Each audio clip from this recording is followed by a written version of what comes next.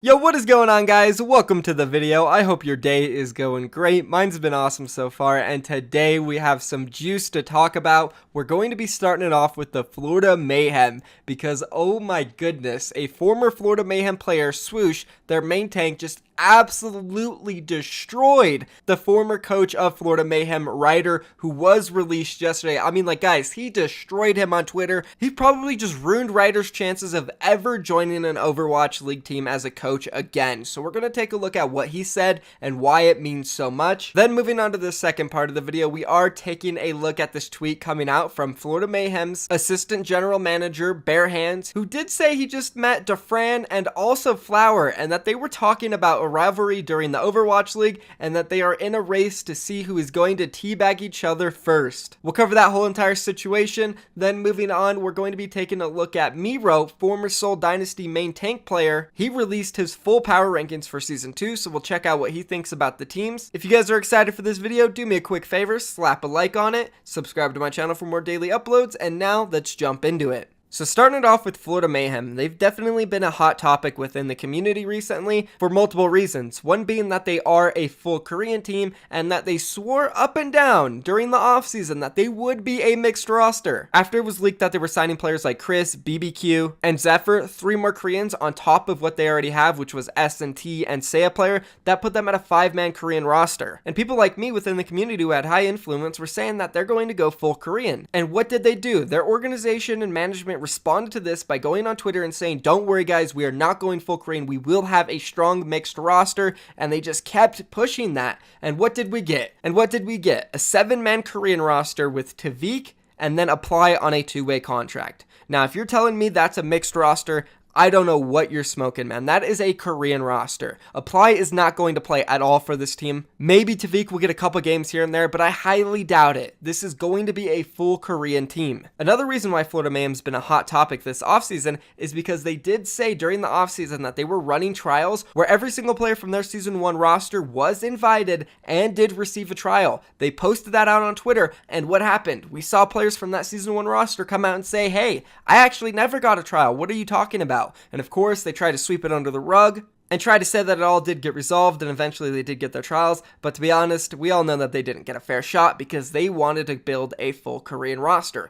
which is what they went and did. So it's fine, whatever. They have a full Korean roster. They have some decent players here and there. Seiya player, Chris, Zephyr may be promising. We'll just have to see, right? And now we fast forward today where Florida Mayhem are in a very, very interesting spot because 2 days ago they released Ryder. And we talked about this. Ryder was the only Korean person on the entire management, the entire staff of Florida Mayhem, the only guy. So this leaves a 7-man Korean roster plus Tavik and Apply to be coached and managed by an entire staff full of only Western and English speaking guys. The craziest thing about all of it is that they replaced Ryder with a guy who was from Germany that does not speak Korean. And that's what really threw me off and led to a response by the president of Florida Mayhem. He said this on Twitter: I'm not surprised to see the flack following the release of Ryder. It would be great if the timing and announcement of everything we're doing could have been cleaner, but by the start of the season, will be the best version of ourselves yet. And when I talked about this in my last video where I covered the Florida Mayhem, I did understand why they made the decision because Ryder seemed to be a terrible coach. And today, Swoosh, the former main tank for the Florida Mayhem, reassured all of us that yes, Ryder was absolutely useless as a coach on the Florida Mayhem. Let's take a look at his response where he destroyed him.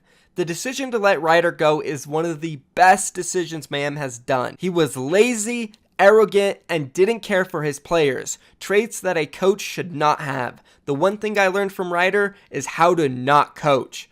Holy crap. So this does 100% confirm that Logic's complaints about Ryder after Season 1 saying that he did not coach the team because he said they were making too many simple mistakes is 100% accurate because another player has finally spoken out. And this actually sickens me. I am mind blown that a guy like Ryder was able to hold a job in the Overwatch League for as long as he did. And it makes me so angry with the Florida Mayhem that they actually decided to keep Ryder after Season 1 all the way up till Season 2 almost. It wasn't only until like 25 days till the Overwatch League was going to start that they finally realized, hey, maybe we should get rid of this coach that neglects our players and doesn't coach them at all. Seriously, I am shocked that Ryder lasted this long. How is it even possible? You damn well know if Swoosh and Logix felt like this with Ryder during Season 1, that every single other player on this Season 1 roster for the Florida Mayhem was feeling the same exact way. How on earth did they not get rid of Ryder? I feel like the organization decided to get rid of all the players besides Tavik and keep Ryder. For what reasons? I have no idea. Is it because he's Korean? Is it because he knows how to talk to the organization? Is it because the organization has no idea what's going on within the team because they never even cared to watch or listen in or know what is going on? I can't believe that this guy lasted as long as he did when players are coming out and saying stuff like this. How did he even land a job in the Overwatch League?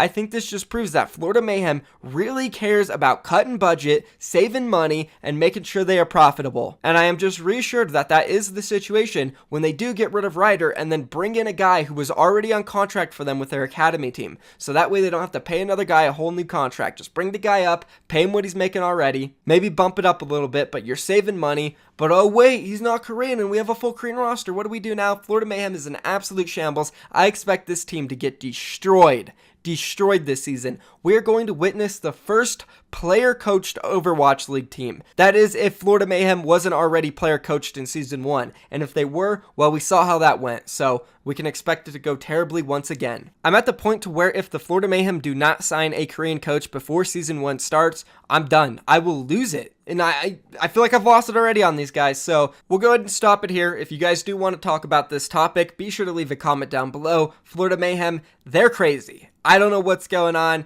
I don't know if you guys know what's going on, but leave a comment down below. Let's discuss it. And now move on to the second topic, which is Dafran and Fl0W3R. It seems like they are starting a brand new feud, a new rivalry in the Overwatch League, and I couldn't be more excited because both these guys specifically at one point in time in Overwatch were considered one of the best players, and they have both been hyped up so much to join the Overwatch League. For Dafran, the question was, will he ever join? And then for Fl0W3R, it was, when will he join and who will he join? Well, Dafran is now with the Atlanta Reign and Fl0W3R is with New York Excelsior, and they are going to clash. Today, Bare Hands, the assistant GM of Florida Mayhem, tweeted this out. Just met Dafran. He and Fl0W3R talked about teabagging each other. The arms race is on. Overwatch League 2019. Oh baby, that's exciting. Dafran and Fl0W3R going head to head in the Overwatch League. I absolutely cannot wait to see that. Obviously, New York Excelsior will probably come out on top of that match because, I don't know, it's New York Excelsior. They were the best team in the regular season last season, and I expect them to come into Season 2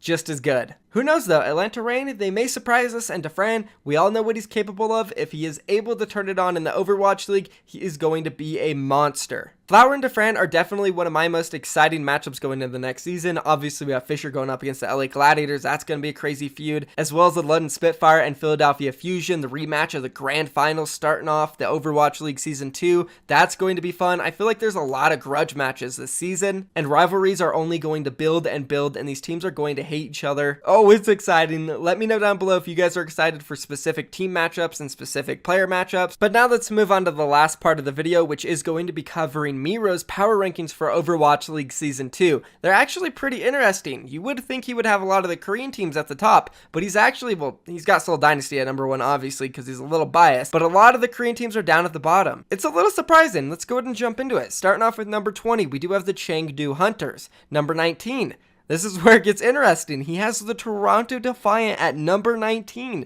That shocks me. Just looking at the pieces of the Toronto Defiant, there's no way I would place them under so many of these teams. Their coaching staff, they have Bishop. He built the London Spitfire. They have Envy. He was incredible on LA Valiant. Sure, he had some issues, but probably has gotten over them. Nako, incredible for Boston Uprising. And then O2 Ardian's DPS players. Those guys were great. I don't see any way they can be number 19. Maybe like 15 or 16 or 17, but not 19. Number 18, we have Paris Eternal. I could agree with that. Number 17, Boston Uprising. Again, I could agree with that. Number 16, the Guangzhou Charge. Even under the Washington Justice. I don't know. He's ranking these Korean teams really low, which shocks me. Number 15, Washington Justice. As I just said, that's a little bit shocking. I put them at number 19, but I could see them maybe making a push for 15 at the end of like stage 3 or stage 4. Moving on to number 14, we have the Florida Mayhem. Number 13, the Houston Outlaws. No surprises so far. Number 12, the Atlanta Reign. Number 11, the Dallas Fuel. Number 10, the LA Gladiators.